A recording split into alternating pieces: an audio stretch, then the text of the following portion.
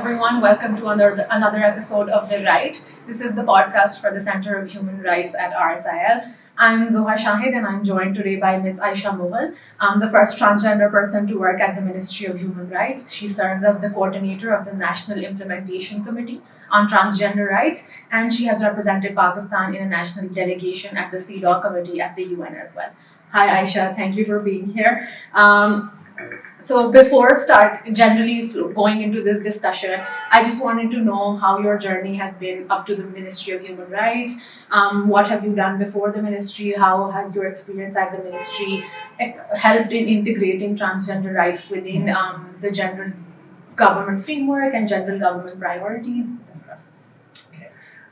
Thank you for inviting me to your show and to your office. Yeah.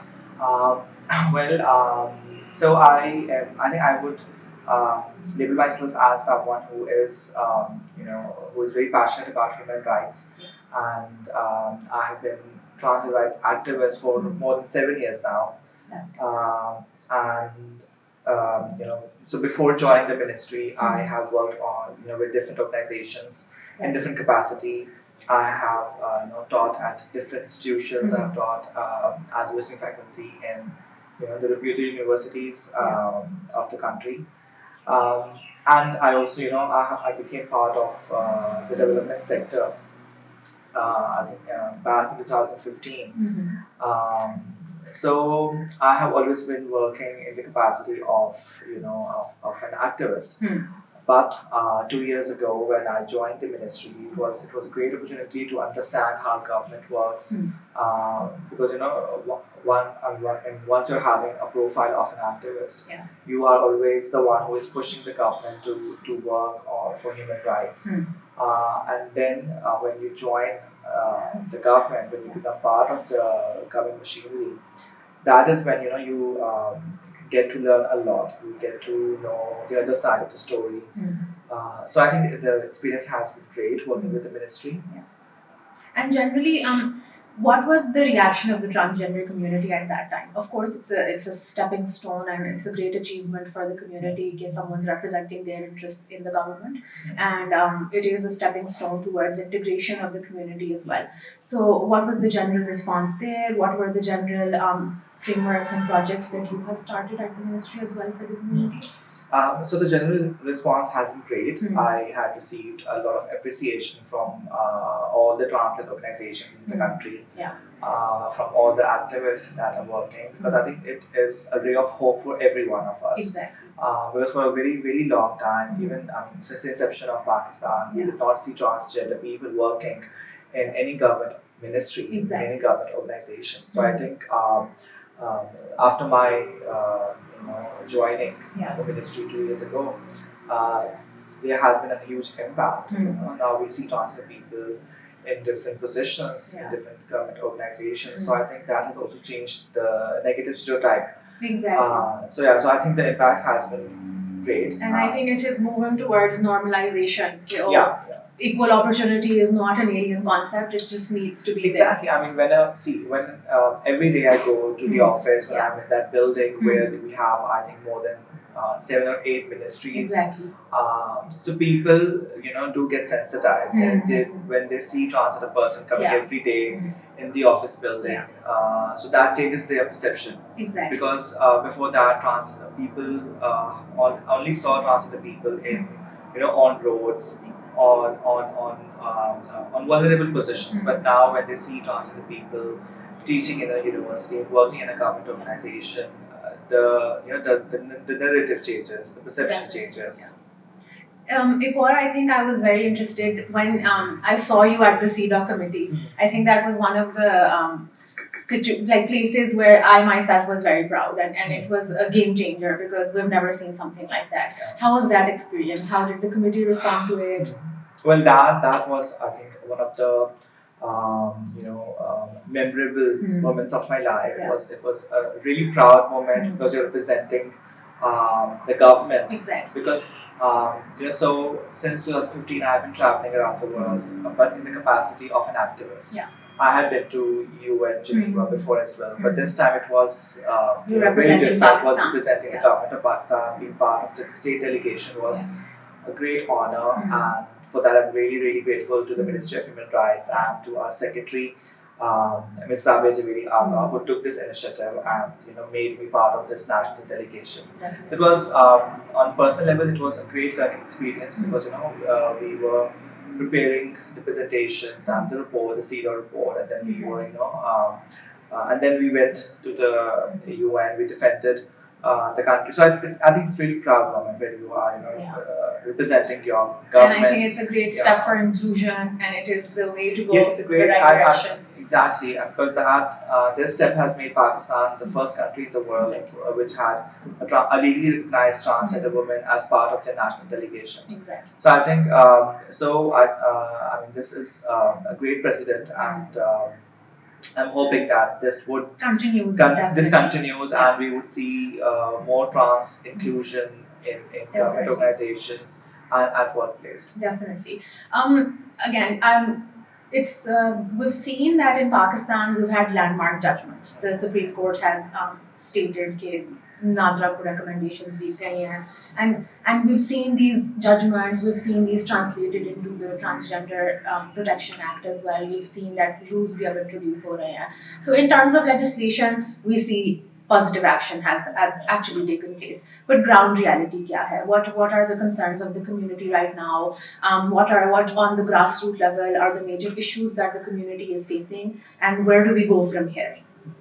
I mean, in 2018 we got the transfer law passed, which is a great step because it's a very good legislation. It has made Pakistan a very progressive country in terms of transgender rights. But you're very, very right that the important concern is about the implementation of the law. So since 2018, the Ministry of Human Rights have taken several initiatives for the implementation of the Act. We have drafted the rules of the Act. We have drafted the guidelines for police. We have drafted guidelines for healthcare providers. We have conducted several consultations with police, with all the relevant government institutions, in order to make them understand what are the transgender issues and how every department should develop their own policies for the implementation of the Act. Having said that, I think we still have a long way to go because it takes time to implement laws. And the major concern of the transgender community right now is the safety and security, because we see that there's increasing number of violence cases against trans people. There are murders. Recently there was an acid attack on a transgender person as well. So I think it is something which so that is the first priority. The community wants security, safety, and then the community wants economic opportunities, jobs. I would also like to add over here is that the Ministry of Human Rights is also the first government institution which has created 18 great job opportunities specifically for transgender people. So I think this is a very good step, and other government organizations, other ministries should also open opportunities, job opportunities for transgender people. I think it is with practice, and it is with setting these precedents that ministries can then generally understand this works. Yes, exactly. You can have transgender people in offices working like anybody else, because generally like exclusion is extent tak ja chuki hai कि you just have this general idea that inclusion is not possible anymore, which of course is something that we have to work towards. But again, I was giving the Act a read as well, and I see that the Act is very well drafted. Act के अंदर काफी rights हैं, right to health की बात हो रही है, right to access public spaces की बात है, there is a right to education and all of that, which is excellent.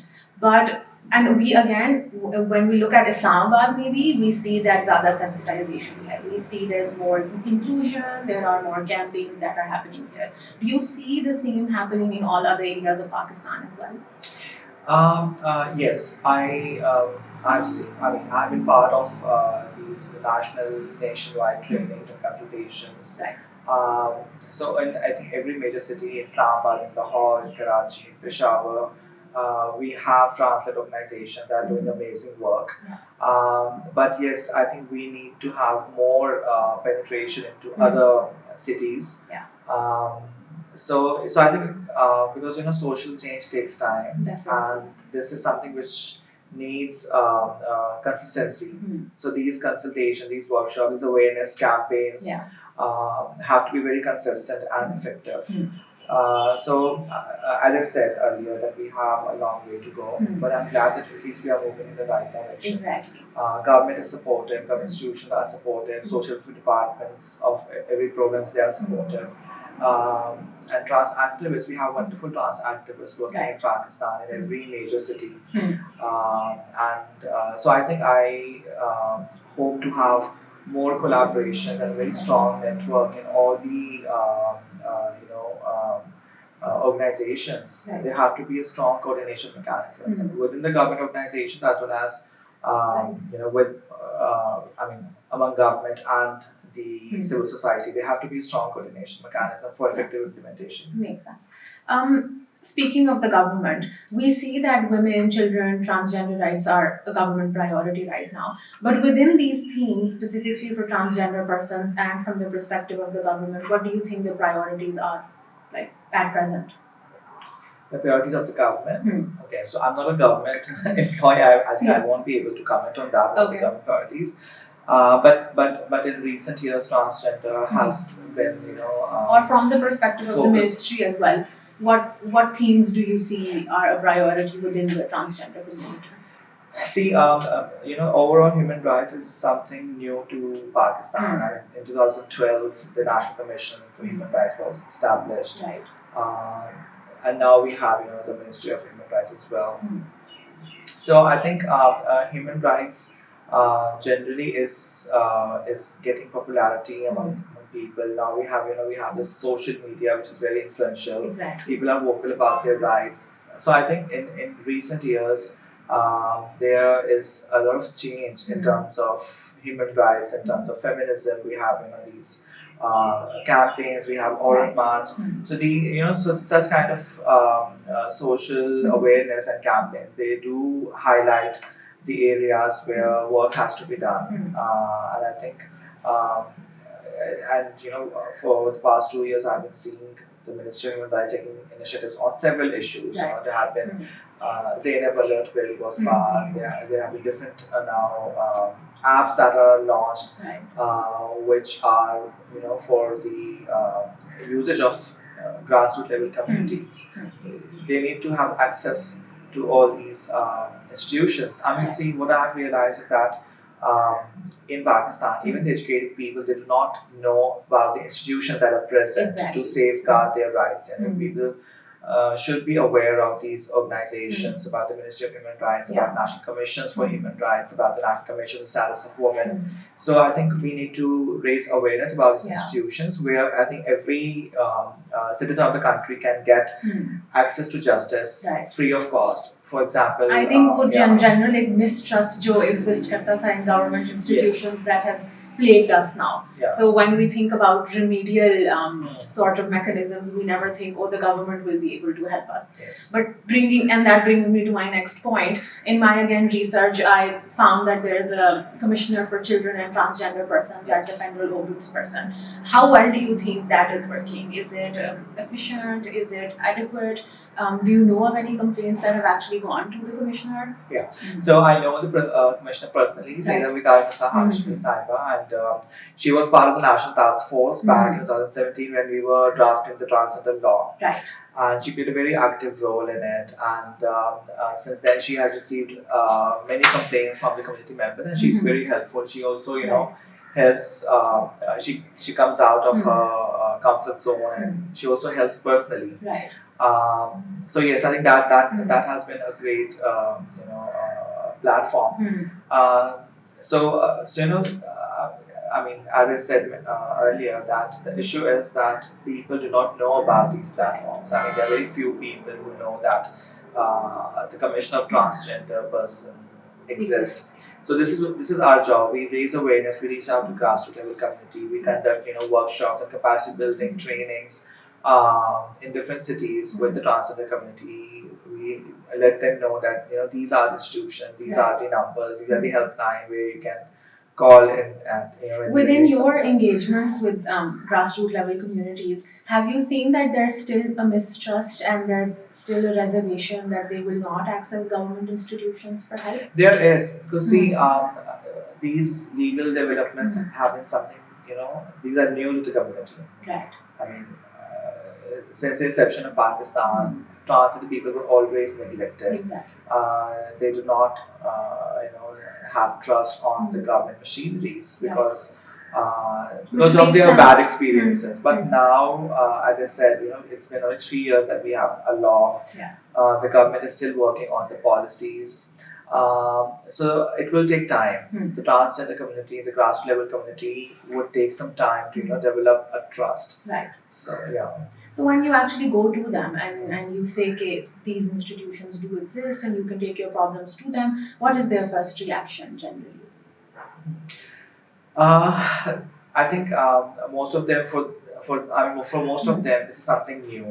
Right. I mean some of them get excited. Some of them for them it's a ray of hope Hmm. that okay that now we are not alone. We have people. We Support. have our representatives in the government. We Hmm. have our law. We have the rights. Right. But I think it varies from person to person. Hmm. It varies from because everybody has a different experience Of course. with government institutions, with the police. So I think, and most importantly, the work that I've been doing is to educate them about the legal procedures. Right. I mean, if because it's very important to file a complaint. I mean, whenever there is an issue of harassment or there is any kind of violation, you need to follow the right protocols. You need to follow the right procedures, and that is something which I really want to continue working on. Exactly. Because now we see that with the social media, we see immediately people make videos when Right. any of their rights is being violated. Right. But video making is not sufficient. You need to go and file an FIR. Exactly. You need to file complaint. Then you need to follow up. So that is also very important that everybody has to learn these procedures, legal procedures to get their right. And then you have these institutions who are there to help you throughout your processes. I mean, you can approach the help of the ministry, which is 1099. You can reach out to the National Commissions for Human Rights. You can reach out to the Transgender Commissioner. So we need to raise awareness about these institutions. Of course. Again, talking about the police, when you engage with the police and you carry out your sensitization and awareness campaigns, what is their general reaction? Because we do see that police say there's always a reservation. There are countless cases of violence against transgender persons, but we do see that koi end result nahi hai.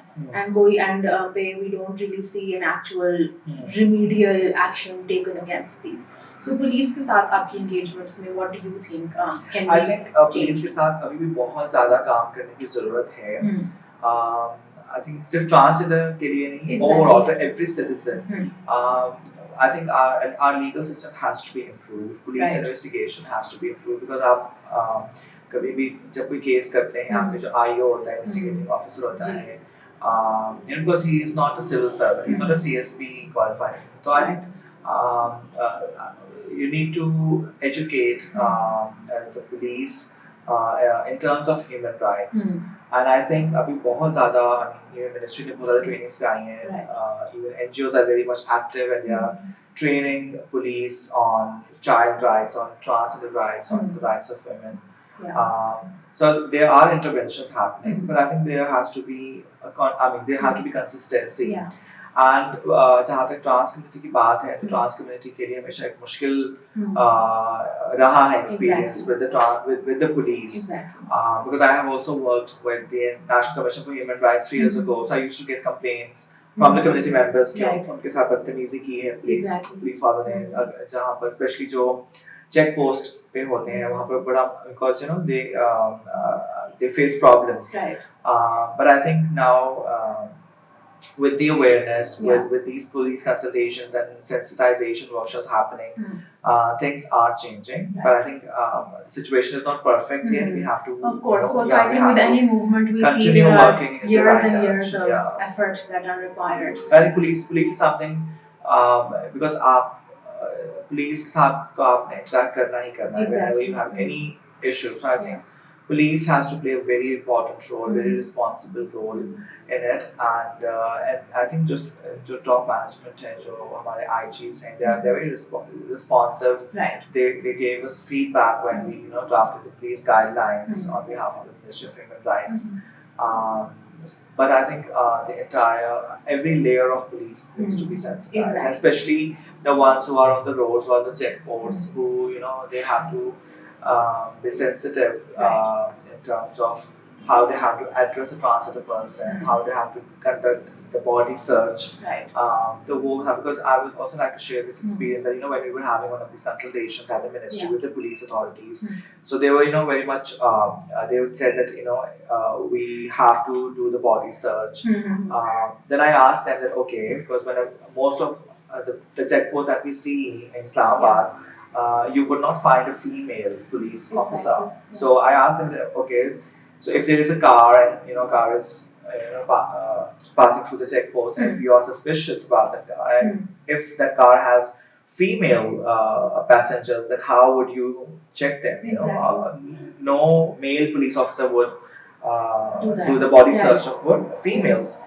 Then why you have to conduct the body search of transgender person, right? So then we had a long debate, and then at the end they accepted this idea that they should treat transgender women as women. So I think at this point it's a concept that has to be talked about. Yeah. The more you talk about it, the more you discuss it, the more you let people know that this is what is normal and this is what is not normal, and this is how you need to act and this is how you don't need to act. Exactly. I mean, it's very important to respect the dignity of every human being. Exactly. I mean, the transgender people have the same dignity as man and woman have. Exactly. I think that is what we are working on. Yeah.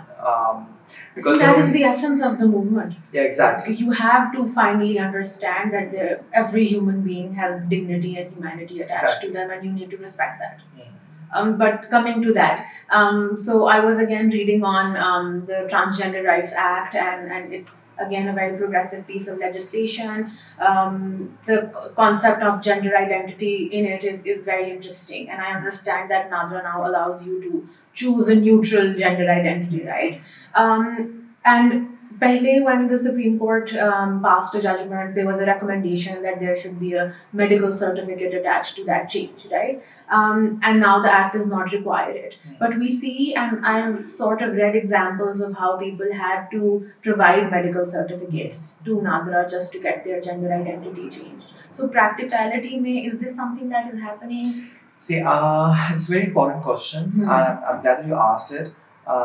So NADRA has a clear policy because and the policy says that any person who identifies as transgender person can get his or her CNIC changed from M or F to X. Exactly. X is the transgender category, and for that no medical certificates are required. This is what law says, and NADRA also has this policy. Yeah. But I also receive complaints from far-flung areas, from the backward cities, where where NADRA officials are not familiar with the Transgender Act. They're not familiar with the transgender related policies. Right. So I think this is the task of NADRA now, that they have to sensitize their so they basically come up with these policies themselves. They think, I think we should get a medical certificate for this change to happen. So I think the problem is we have the law, we have this policy, but unfortunately the government organizations are not aware of it. I would like to share my own examples because I after the law I changed my CNIC, I changed my legal name, and then I had to change my passport because once you change your CNIC, you have to change all of your documents. Exactly. So when I went to the passport office, and that person was 17th grade assistant director, but he was so irresponsible. He just looked at me and said that we cannot do that. And then I had to educate him that there is this law, and you have to do it. So me, I'm an empowered transgender woman working in the ministry. I had to face that problem, and then now imagine a trans person who is not educated. Or doesn't even have the confidence to she go would up have to been, someone. she would have been harassed by those officials. So this is the problem, that the government organizations are not, aware of the law. So this is what and I think this is the responsibility of every organization. Exactly. I mean, this is now the chairman of NADRA should take this up. Build the capacity of all the NADRA employees. Passport office should educate their staff. So now this is the responsibility of every government department, that they have to build the capacity of their employees so that they can understand how they have to treat a transgender person. Right. Yeah. Because having an identity card, a passport, is the first step to inclusion. Exactly. It leads to everything else. So I think it again is depending on government officials and ministries and these organizations to now sort of understand the law and implement it and enforce it as much as possible as well. But that takes me to another question, which is कि हम देख रहे हैं within the act there's clearly right to employment है, and it says that it is unlawful for you to discriminate on the basis of someone's gender and identity etc. But कोई penalty mentioned उस तरह नहीं है कि अगर आप discrimination करोगे तो क्या होगा. So how do you tell people कि this is what you're going to face if you discriminate? What is how you does have the law highlighted work? this loophole which is in the law, and now provincial laws are being made. Right. We now have the law for Punjab and law for Sindh are under the process of drafting, and I'm part of these consultations which are happening, and this is what we have highlighted in them, that they need to put some penalties. Right. Yeah. See, because the federal law was the first legal document, so it does have some areas of improvement. Yeah. This is one area of improvement. But I think with such platforms like like we are doing today, we need to raise this awareness. Exactly. And when we talk about implementation, we cannot only hold government institutions accountable. I think even the private sector, even the corporate sector, need to upgrade their policies, upgrade their documents, their application forms to include transgender people. Exactly. I mean, recently I applied for a position of visiting faculty at CompStats University. So CompStats is the university where I studied from. Right. So when I was filling that online application form, and when I clicked the column of gender, so they were only male and female. Yeah. So I immediately wrote an email to the rector of CompStats, and he, within 24 hours, he responded to my email, and he made sure that the application form is upgraded. So now the CompStat University has application, which is amazing. It is amazing. So this was a positive response. This was a very responsible behavior, responsible response from the CompStats rector, and they got their application forms upgraded. Right. So I shared that story on Twitter, on social media, so that it can be an example for other institutions to follow. So I think these are the very small things which would increase the inclusiveness. Being a transgender citizen of this country, I'm the equal citizen of this country. The law gives me the right, my country gives me the right, but now it's the responsibility of every organization, be it government or private, that they need to now implement on the law, and they need to amend and upgrade their forms. I think that takes us back to that one idea that you have the constitution, it provides for the equality of citizens, and the constitution is not there only to regulate your state institutions. Applies equally to everyone. So as private organizations, it is upon us. I think in Pakistan we have a general perception that the state is going to create these standards and then we're just going to follow. But the state has now created these standards. The Act itself is a very good standard setting document. So now it is upon us to sort of understand how within our policies we can increase inclusion and increase equal opportunity for everyone. Exactly. But again, employment may we see ke actual positive action is happening. What do you think education may, what are the biggest problems that the transgender community faces right now? See, since the inception of Pakistan, transgender people were neglected. They were marginalized. There were negative stereotypes attached to the community. And even today, there are negative stereotypes that are prevailing. So transgender persons did not have family acceptance and the social acceptance. So when you do not have, as a child, and when you're growing up, you are thrown out of your family, you're not having the social support. How are you going to pay for your educational career, how you Right. pay the fee of your school and college. So that was the reason that the transgender community, we find very few people who are educated. Exactly. Right. That was the issue. But now with the growing awareness, I think this issue would be resolved because with all these interventions, family acceptance would increase. Right. But I think we still have to Long work way a to lot go. on that Right. because even today it is very difficult for family members to own their transgender child, Exactly. to own their transgender relative, to own their transgender sibling. Right. So I think that is what is our future goals. Exactly. That we have to increase family acceptance because we do not want any transgender child to be thrown out of their Right. family. Right.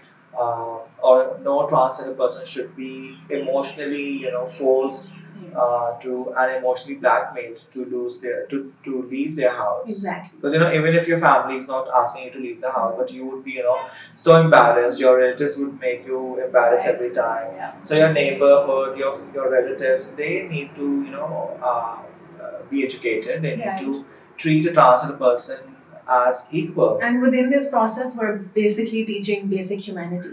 Exactly.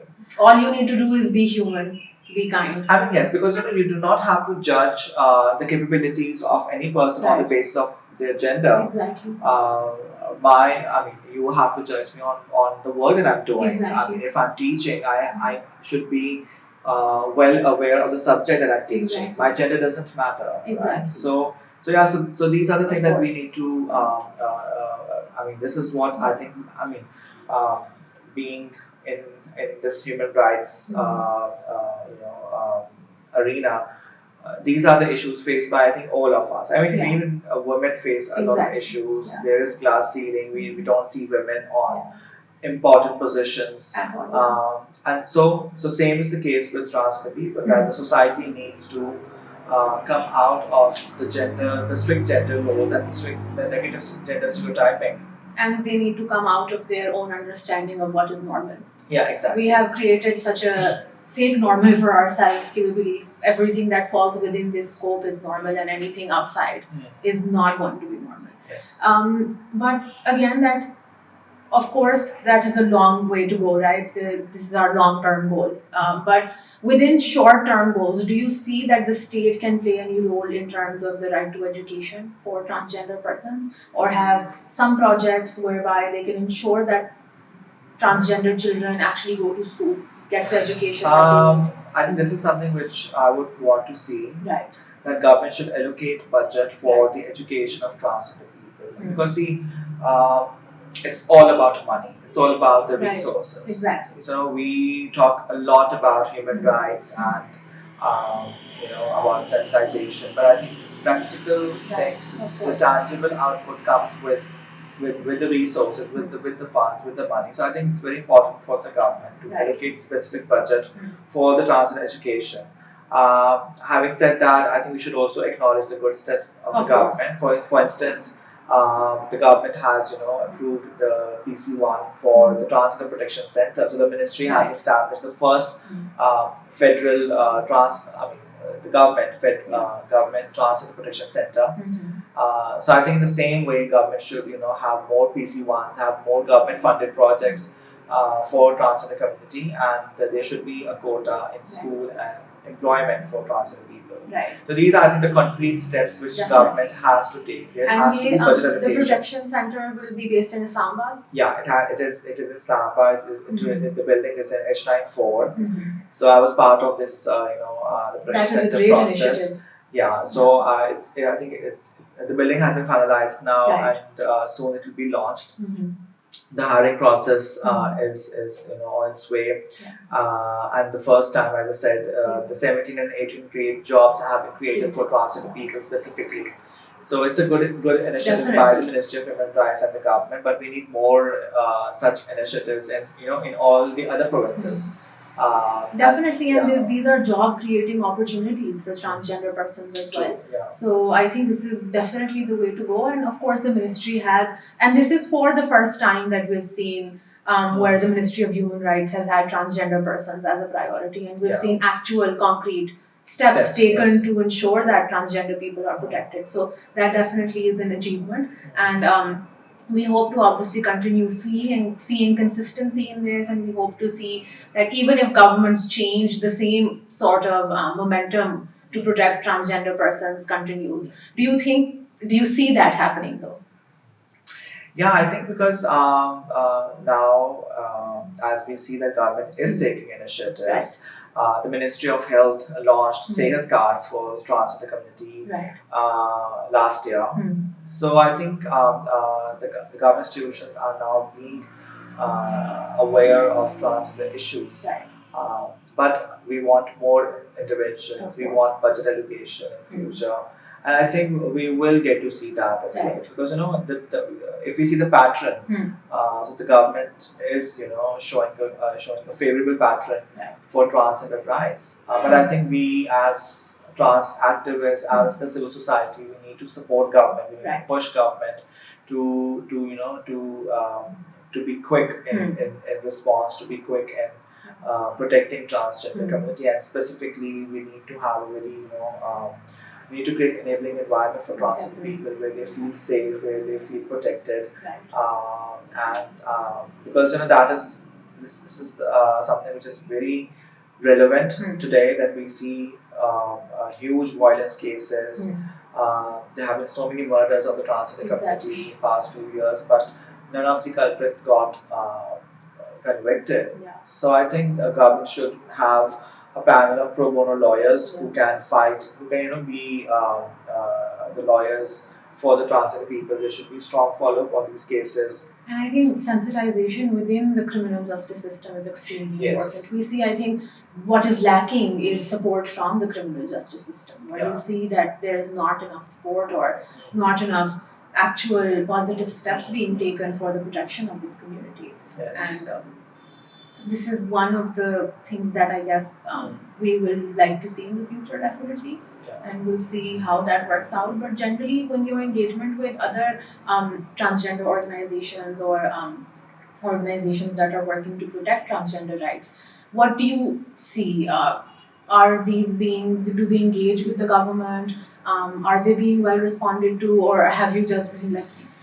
No, I will take you back to 2017 when we started the law drafting process. Right. So that time government, started having the inclusive approach.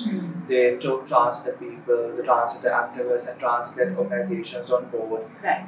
So all the transgender organizations in Pakistan, they played a very important role in the drafting of the transgender law. Yeah.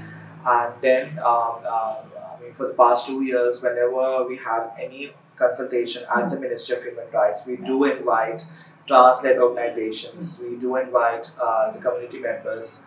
So I think that is very, this is something which is excellent, Right. because Definitely. government is now following the inclusive approach. Exactly. Because you need to, take the feedback and listen to the concerns of the community Exactly. for whom you are making these Right. policies. So I think so yes. So government is following inclusive And approach. I think that is reflective within the act and the rules as well. Yeah. You see that they are contextualized. You see that they have not been made by some person sitting in a Exactly. room. They have been made. I mean, yes, I think that is something which is amazing, because we have seen in the past that there have been different laws have been made Right. without the concern of the relevant Exactly. stakeholders. Mhm. But I think now, whenever there is any policy making initiative happening for the transgender people, we Mhm. do see transgender activists, we do see transgender community based organizations Yeah. present, and they are in a very active role. I think I would also like to give the credit to the transgender movement in Pakistan, the activists in Pakistan, Right. that they are very visible now. They are And active and they are brave, Brave. and yeah. So I think yes, I would like to give credit to my fellow trans activists in the Yeah. country who are playing a great job. And just my final question now. The transgender protection rights rules have just come up in Yes. 2020, right? What can you tell us about them? What are the rules? So I'm very what are happy they that the trying to rules are achieve? now approved by the cabinet, Yeah. because I was part of the team who drafted the transgender rules 2020. Right. So basically, rules explain how the act has to be implemented. what government organizations are responsible for the implementation of every section of the act. So we worked really hard, for the drafting of the rules. It does seem like it. They're very well Yeah, drafted. so they were very detailed because Exactly. we were having continuous feedback from the transit organizations. We had consultations with all the government organizations and with the transit community also. And being a trans person myself, so I was able to highlight the minute details which had to be there. So I'm really glad that the rules got approved by the cabinet. And yeah, so they're another step to and now I look forward to its effective implementation. Exactly. Yeah. Inshallah. Thank you so much, Aisha, for coming in. And we hope to again engage with you and see you. And we hope we can again talk to you and discuss the issues of the community. And we hope we can actually help and provide a platform to the community as well for their concerns. Thank you so much. Thank you so much for inviting me. Thank you.